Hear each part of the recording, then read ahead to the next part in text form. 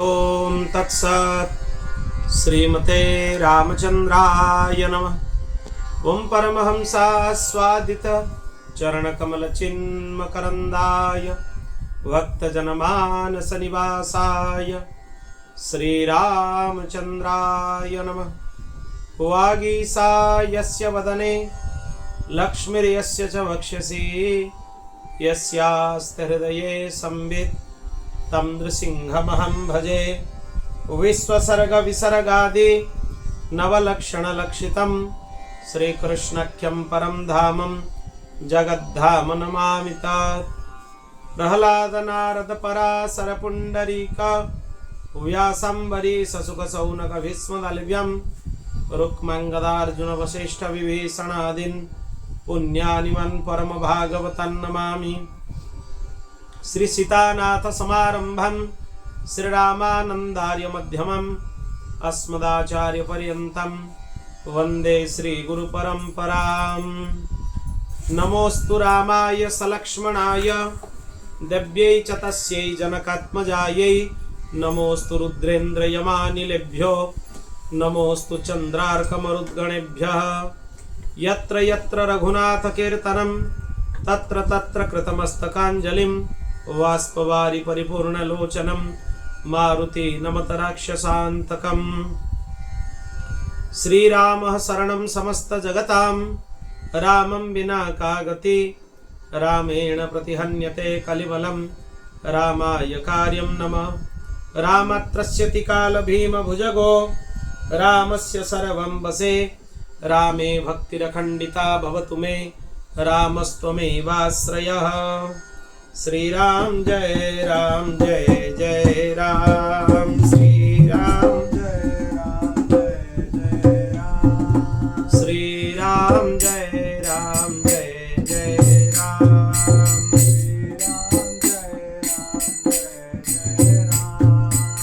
श्रीराम जय राम जय जय राम। श्रीराम जय राम जय जय राम। श्रीराम जय राम जय जय राम।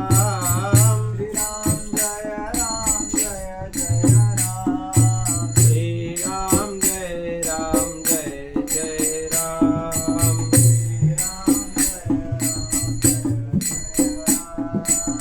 श्रीराम जय राम जय जय राम। श्रीराम जय राम जय राम जय जय राम। श्रीराम जय राम जय जय राम। श्रीराम जय राम जय जय राम। श्रीराम जय राम जय जय राम।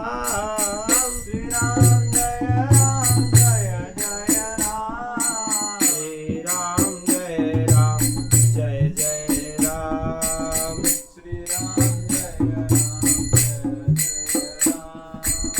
श्रीराम जय राम जय राम जय जय राम। श्री भक्तवत्सल भगवान की, श्री सीतारामचंद्र भगवान की, श्रीमद् वाल्मीकि रामायण कथा महामहोत्सव की, श्री वाल्मीकि जी महाराज की, श्रीमद् जगद्गुरु आद्य रामानंदाचार्य भगवान की, श्री सद्गुरुदेव भगवान की जय जय। श्री सीताराम श्री राधे श्याम हर हर महादेव। पिताय गौर हरि बोल। अनंत कोटि ब्रह्मांड नायक प्रात्पर अखिलेश्वर निखिल हेय प्रत्यनीक अनंत कल्याण गुणगण निलय भगवान श्री सीताराम जी की महती कृपा करुणा से आज हम तीसरे दिवस के श्रीमद् रामायण कथा के सत्र में प्रवेश कर रहे हैं। उसमें महात्म्य के तृतीय अध्याय का आज चर्चा करना है। कल हम लोगों ने श्रवण किया कार्तिक मास के पवित्र शुक्ल पक्ष में अगर श्रीमद् रामायण की कथा का श्रवण किया जाए तो कैसे एक राक्षस योनि में जन्म हुआ, एक राक्षस योनि को प्राप्त हुआ ब्राह्मण भी उससे मुक्त हो सकता है। आज हम लोग श्रवण करेंगे माघ मास में रामायण श्रवण का क्या महात्म्य है। उसका फल क्या है? सनत कुमार जी पूछते हैं, हे नारद जी, आपने हमें यह अद्भुत इतिहास सुनाया, आप रामायण महात्म्य का पुनः विस्तार से वर्णन कीजिए, क्या महात्म्य है? आप दूसरे मास के बारे में बताइए, क्योंकि कार्तिक के बारे में आप पहले ही बता चुके हैं, अब आगे बताइए।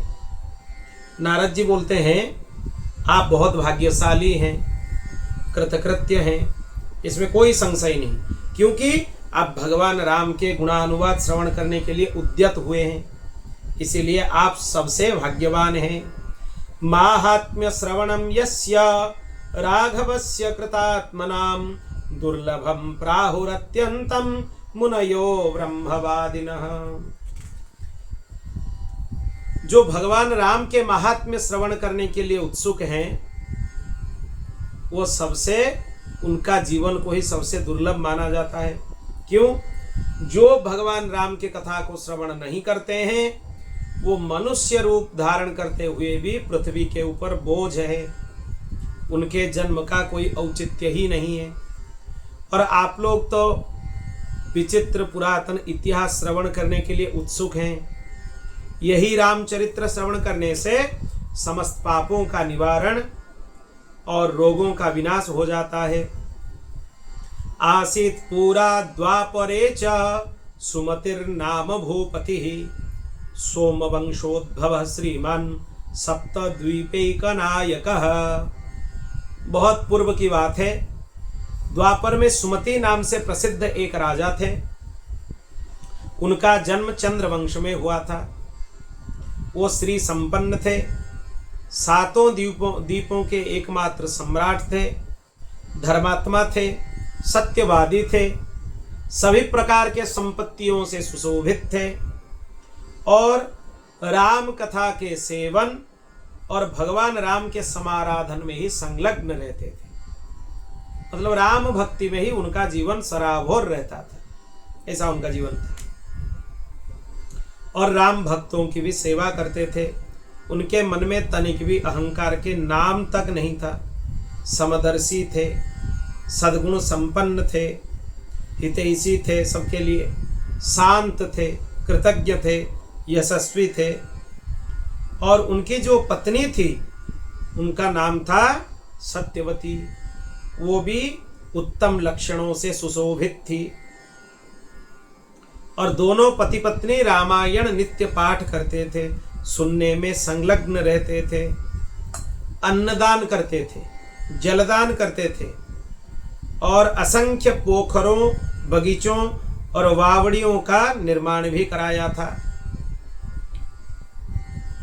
वो रामायण श्रवण करते थे, नहीं तो वाचन करते थे। रामायण कथा में नित्य निरंतर रत रहते थे। रामायण में उनका जीवन बसता था। इस प्रकार राम आराधन में ही वो तत्पर थे। उनके पत्नी भी राम आराधन में तत्पर थी। एक दिन उनके घर में ऋषि विभांडक जी आ गए। महर्षि विभांडक राजा जब महर्षि विभांडक का दर्शन किए, उनके मन में बहुत सुख हुआ कि महर्षि आए हैं। फिर वो विस्तृत पूजन के द्वारा उनकी अगवानी किए, उनको घर में स्वागत किए, घर में लाकर बिठाए, अर्घ्य पाद्य आदि निवेदन किए और हाथ जोड़कर बोले, भगवान आपके शुभागमन से हम कृतार्थ हो गए। आपके आगमन से ही सभी लोगों का जीवन संवरता है, क्योंकि संत का आगमन जब तक ना हो तब तक जीवन में कोई लाभ नहीं है, कोई उपलब्धि नहीं है।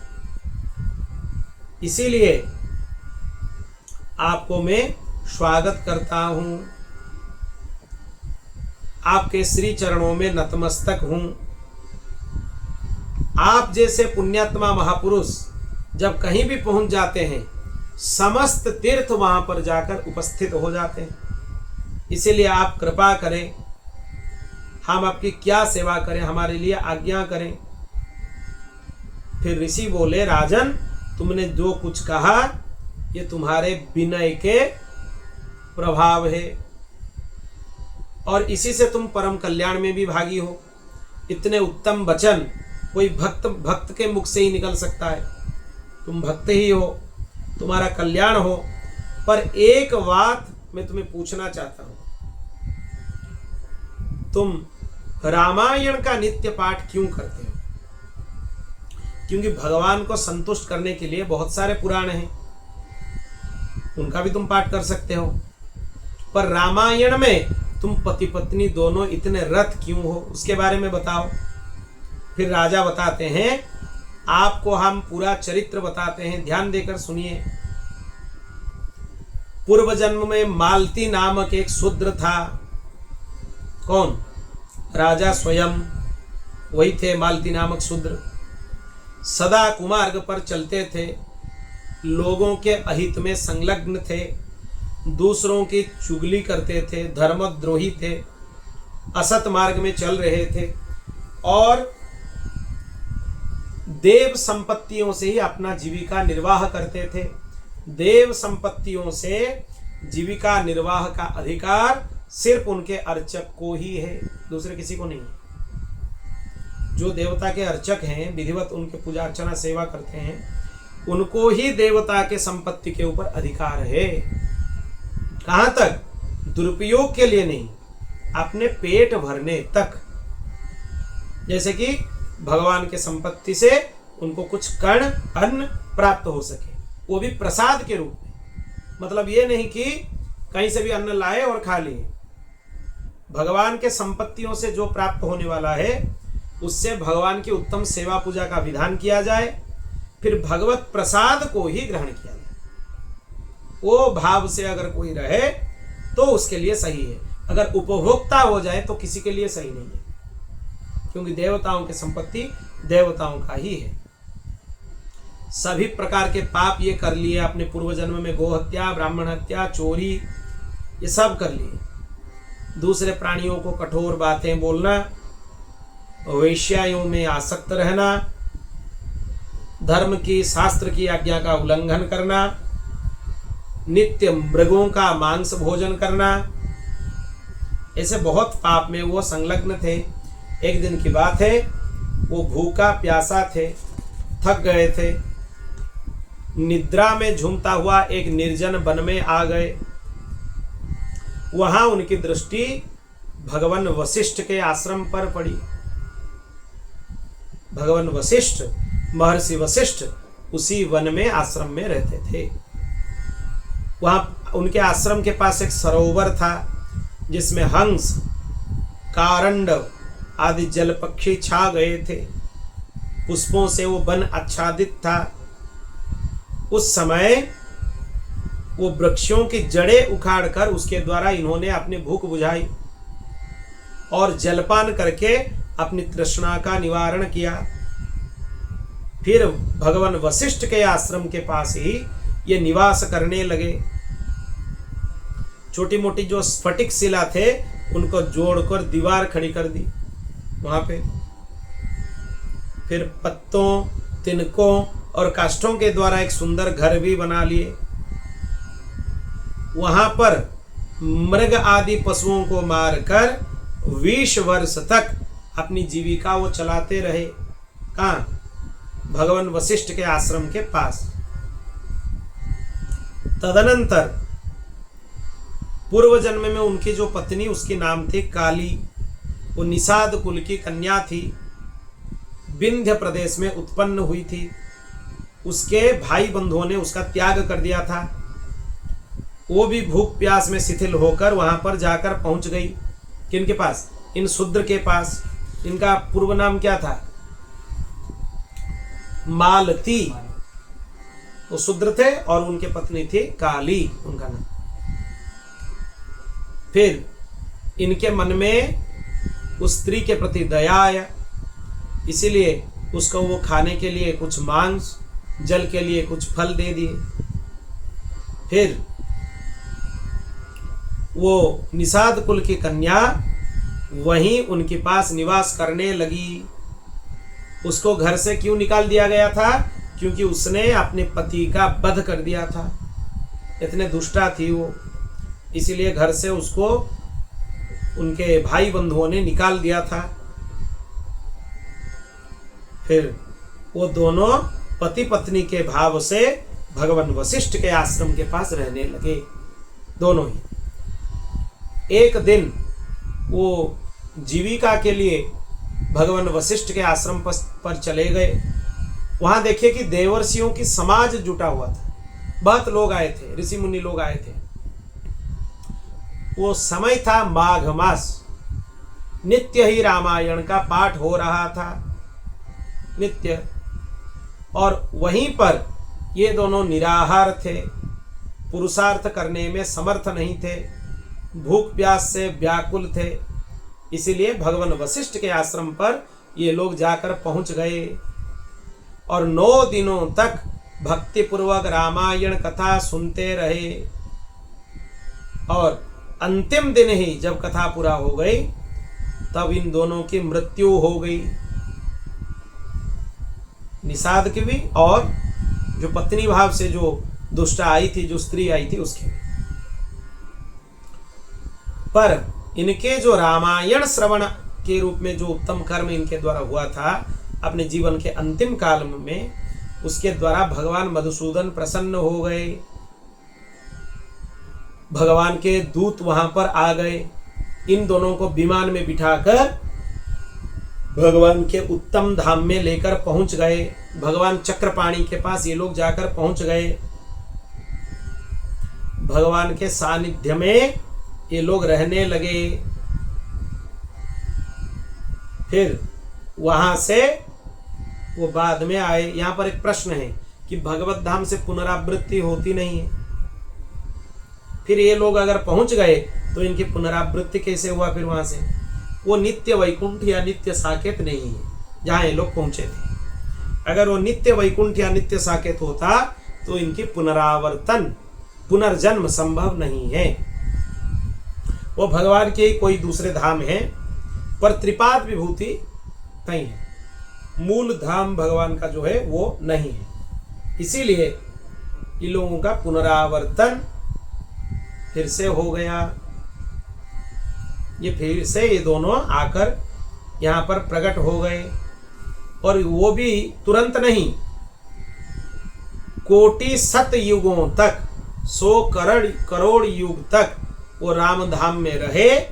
फिर जाके उन लोगों ने यहाँ पर राम धाम से ब्रह्मलोक में आए, फिर इंद्रलोक में आए, फिर क्रमशः वो लोग पृथ्वी में आए, क्रम से। और जब तक वो ब्रह्मलोक में थे, इंद्रलोक में थे, पृथ्वी में थे, हर समय उनको उत्तम संपत्ति का प्राप्ति हो रहा था।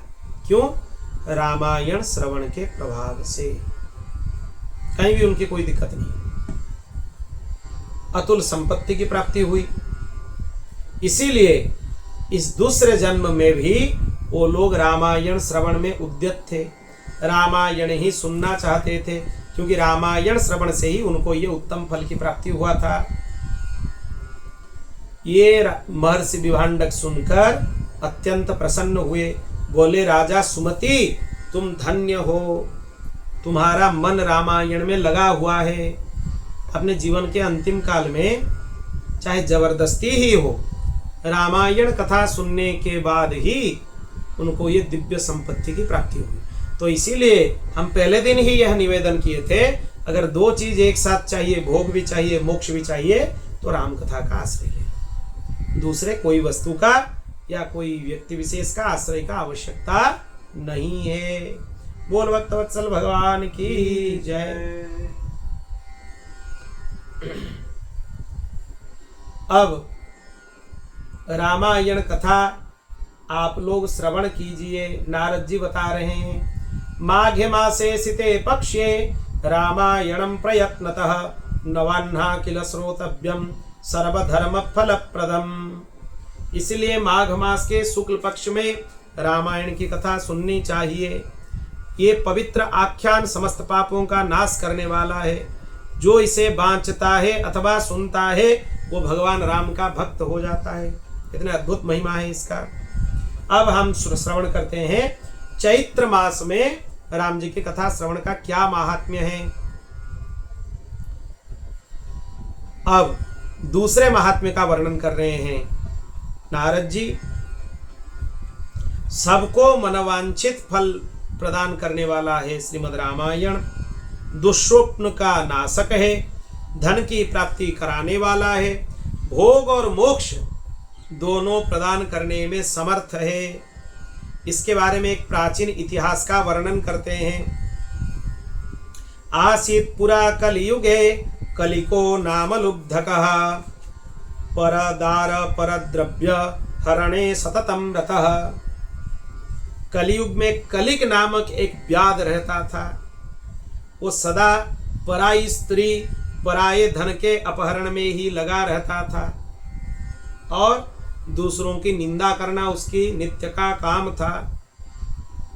सभी जंतुओं को पीड़ा दिया करता था। सैकड़ों ब्राह्मणों हजारों गौओं की हत्या कर डाली। इतना दुष्ट था वो। पराये धन का अपहरण करता था, देवताओं के धन को भी हड़प लेता था। उसके जीवन में बड़े बड़े पाप किए, जो पाप का वर्णन किया ही नहीं जा सकता। करोड़ों वर्षों में भी वो पाप की गणना हम नहीं कर सकते हैं। वो एक बार सौवीर नगर में गया। वो नगर बहुत अच्छे से सुसज्जित था। व्याध उस नगर में चला गया। उस मंदिर, एक मंदिर वहां पे सुंदर बगीचों के बीच बना हुआ था और सोने के अनेकानेक कलशों से ढका हुआ था। व्याध बहुत प्रसन्न हो गया। ये मंदिर को लूट लेने से ही काम हो जाएगा। क्यों? सुवर्ण कलश से मंदिर भरा हुआ है। निश्चय करके चोरी का भाव मन में रखते हुए वो आगे बढ़ गया। फिर उत्तंक मुनि का दर्शन उसको हुआ। उत्तंक मुनि परम तपस्वी थे, वेदविद थे। वो अकेले ही रहते थे। उनके हृदय में बहुत ज्यादा दया भरी थी। सब ओर से वो निष्प्रेह थे। कौन? ऋषि उत्तंक। उनके मन में केवल भगवान का ध्यान ही हो रहा था और कुछ नहीं। व्याध समझने लगा कि ये मुनि अगर यहाँ पे रहें तो चोरी में बाधा हो सकती है, इसलिए इनको यहाँ से भगाना जरूरी है। वो अपने पैर से उत्तंग मुनि की छाती को दबाया, गला पकड़ लिया और तलवार से उनको मारने का प्रयत्न किया। तब उत्तंक ऋषि उसको बोले, तुम व्यर्थ ही मुझे मारना चाहते हो, मैं निरपराध हूं। सही में मैं क्या अपराध किया हूं मुझे बताओ। ऐसे किसी के साथ विरोध नहीं करना चाहिए। जो लोग क्षमाशील होते हैं, दूसरों को क्षमादान करते हैं, भगवान को वो सबसे ज्यादा प्रिय होते हैं। और ब्राह्मण तो किसी के साथ वैर करते ही नहीं, वो सर्वदा सबके हित में ही लगे रहते हैं। क्योंकि चंदन के वृक्ष को अगर काटा जाए तो कुठार की धार को भी वो सुवासित कर देते हैं। इतना अद्भुत है चंदन का वृक्ष। काटने वाले यंत्र को भी वो सुगंधित कर देता है। इससे समझ लेना चाहिए कि ब्राह्मण सबके लिए कल्याणकारी है, इसलिए तुम मुझे मारना नहीं चाहिए, तुम्हें छोड़ दो मुझे। इसी प्रकार वो बहुत सारे बात बोलने लगे। फिर वो ये भी बोले कि मनुष्य पाप तो अकेला करता है, अपने परिवार के लिए करता है, पर दंड किसी को नहीं मिलता, उसी को ही मिलता है। ये भी समझ लो। जितना भी धन मनुष्य कमाता है, अगर वो पाप का आश्रय ले ले तो वो पाप का दंड वो अकेला ही भोगता है। इसीलिए तुम्हें ये पाप कर्म से विरत होना चाहिए। फिर उत्तंक मुनि जब इस प्रकार उसको बोले, कलिक नामक जो व्याध था वो हाथ जोड़कर उनको प्रणाम किया, बोला मुनिवर हमें क्षमा कीजिए। और मुनिवर के प्रभाव से ही उस व्याध का समस्त पाप नष्ट हो गए। उसके मन में पश्चाताप होने लगे और फिर वो बोलने लगा, आप बताइए मेरे उद्धार किस प्रकार होगा, मैं किसके शरण में जाऊं। पूर्व जन्म में किए हुए पाप के कारण ही मुझे इस व्याध शरीर मिला है। अब मैं पाप कर रहा हूं, फिर मेरी गति क्या होने वाला है, इसलिए आप हमें बचाइए। फिर उत्तंक मुनि बोले, साधु साधु महाप्राज्ञा मतिस्ते विमल ज्वला यस्मात् संसार दुःखानं नाशोपायमभीप्ससि।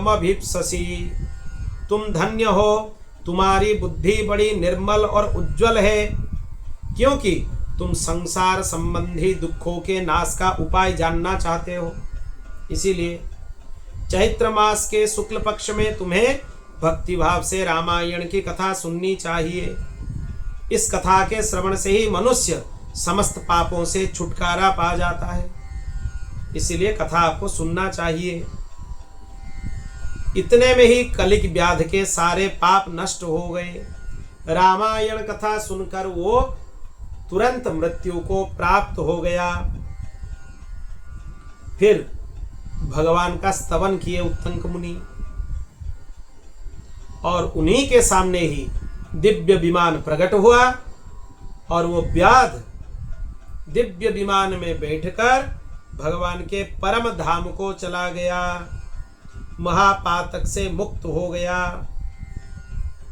इसी प्रकार ये तीनों ही मास में, कार्तिक, माघ और चैत्र, ये चैत्र है, इनमें रामायण कथा श्रवण करना चाहिए।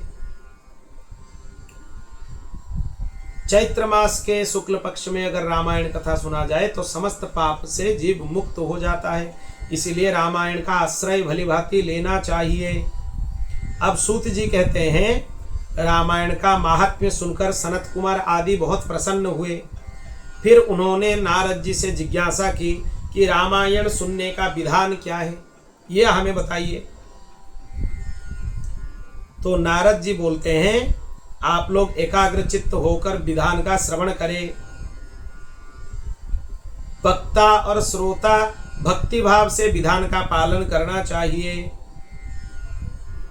चैत्र, माघ या कार्तिक मास के शुक्ल पक्ष के पंचमी तिथि को कथा प्रारंभ करना चाहिए और 9 दिन तक कथा करना चाहिए। पहले स्वस्ति वाचन करना चाहिए, फिर संकल्प करना चाहिए, फिर भगवान से प्रार्थना करना चाहिए कि आपकी अमृतमयी कथा में नित्य सुनना चाहता हूँ, आपके प्रसाद से, कृपा से ये परिपूर्ण हो जाए। अपा मार्ग की शाखा से दंत शुद्धि करना चाहिए, फिर स्नान करना चाहिए। अपा मार्ग एक वृक्ष है। फिर कुलाचान के अनुसार वस्त्र धारण करना चाहिए। उत्तम तो यही है, श्वेत वस्त्र, नहीं तो पीला वस्त्र, दूसरे रंग की वस्त्र पहनना नहीं चाहिए। भगवान विष्णु की पूजा में रक्त वस्त्र, नीला वस्त्र, ये दोनों वर्जित है। इसके ऊपर विशेष ध्यान देना चाहिए। श्वेत हो नहीं तो पीत हो, 2 वर्ण, श्वेत सबसे अच्छा है सब। फिर भगवान का स्मरण करना चाहिए। नित्य संकल्प पूर्वक भगवान के रामायण ग्रंथ की पूजन करना चाहिए। आवाहनासनाद्यैश्च गंध पुष्पादिभिर्व्रति ओम नमो नारायणेति पूजयेत् भक्ति तत्परः। अष्टाक्षर मंत्र से ग्रंथ का पूजन करना चाहिए। आवाहन, आसन, गंध पुष्प आदि निवेदन करना चाहिए। फिर होम करना चाहिए प्रयत्न पूर्वक। नित्य हो पाए तो बहुत अच्छा, नहीं तो अंतिम दिन ही करना चाहिए। जो इस प्रकार अपने मन इंद्रिय को संयम में रखकर रामायण जी के अनुष्ठान करते हैं, वो फिर लौटकर इस धराधाम में नहीं आते हैं। कोई महात्मा हो, चाहे चांडाल हो, पतित हो, अगर रामायण कथा को किसी ने श्रवण करने का संकल्प ले लिया तो वो उद्धार में कोई संशय नहीं है। और रामायण अनुष्ठान के समय नास्तिक, धर्म मर्यादा को तोड़ने वाले, परनिंदक, चुगलीखोर, इन लोगों से मिलना नहीं चाहिए। पतित जो हैं उनके समागम नहीं करना चाहिए। इसी प्रकार नियम पूर्वक रामायण कथा का श्रवण करना चाहिए। नास्ति गंगा समम तीर्थम नास्ति मातृ समो गुरु नास्ति विष्णु समो देव नास्ति रामायणात् परम। गंगा के समान कोई तीर्थ नहीं, माता के तुल्य कोई गुरु नहीं, भगवान विष्णु के सदृश कोई देवता नहीं, और रामायण से बढ़कर कोई उत्तम वस्तु नहीं है। वेद के समान है और रामायण से उत्कृष्ट कोई काव्य नहीं है। अत्यंत उत्तम ग्रंथ है। दक्षिणा सहित वेदज्ञ कथावाचक को गोदान करना चाहिए। जो रामायण के पुस्तक दान करते हैं वो भगवान के धाम में ही जाकर रहते हैं अनंत काल तक। पंचमी तिथि को रामायण प्रारंभ करें सुनना।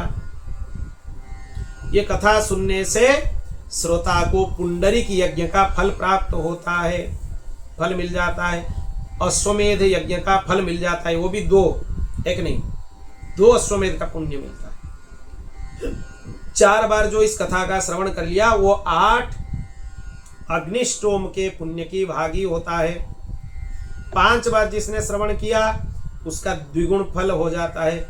6 बार अगर कोई श्रवण कर लिया रामायण व्रत का वो अग्निष्टोम के 8 गुने फल का भागी होता है।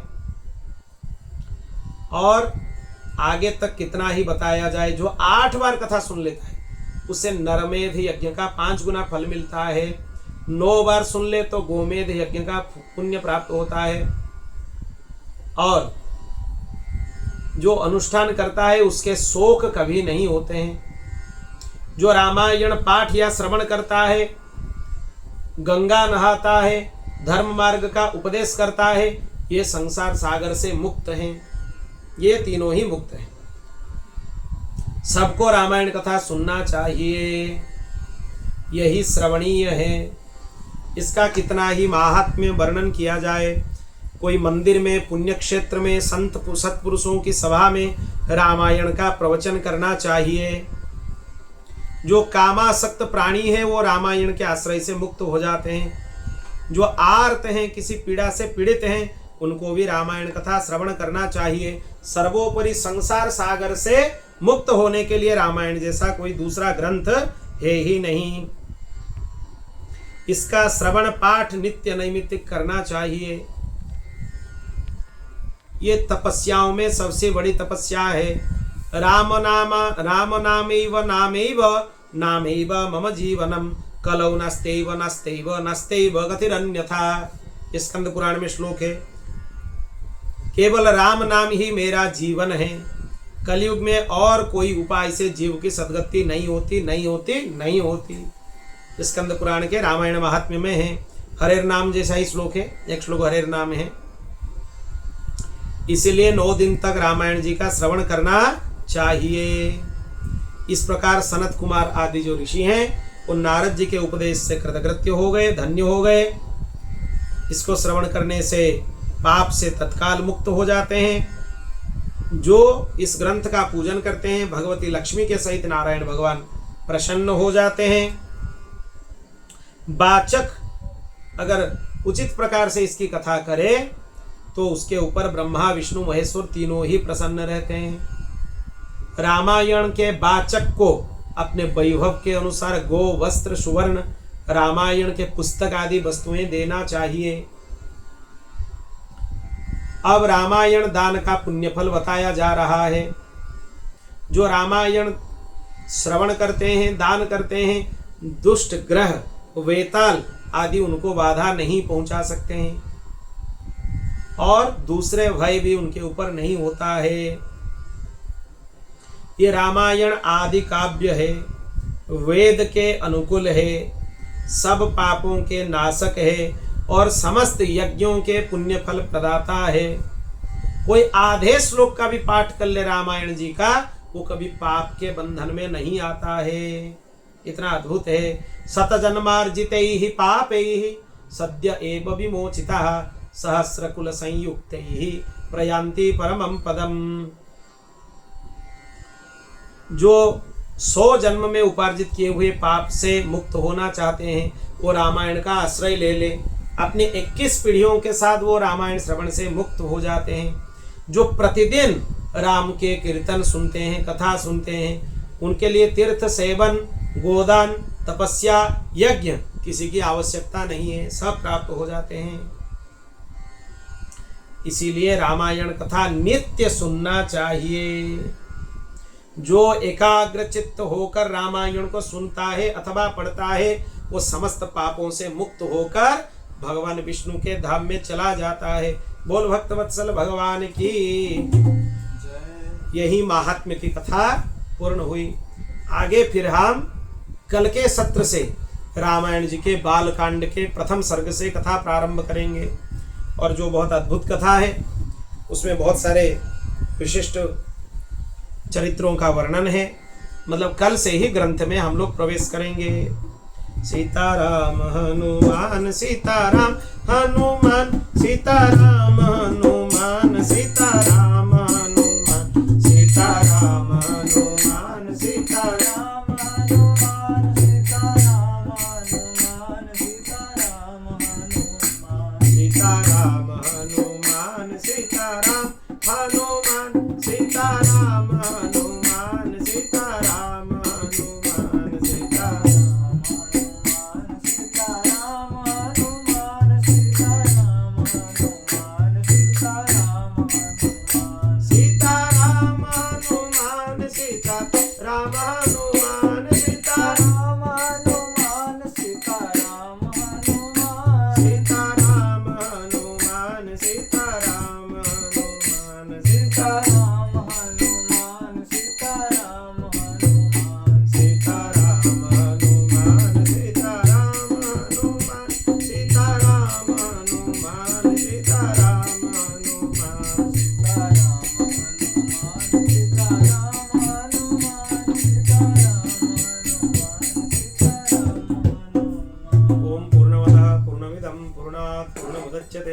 पूर्णस्य पूर्णमादाय पूर्णमेवावशिष्यते।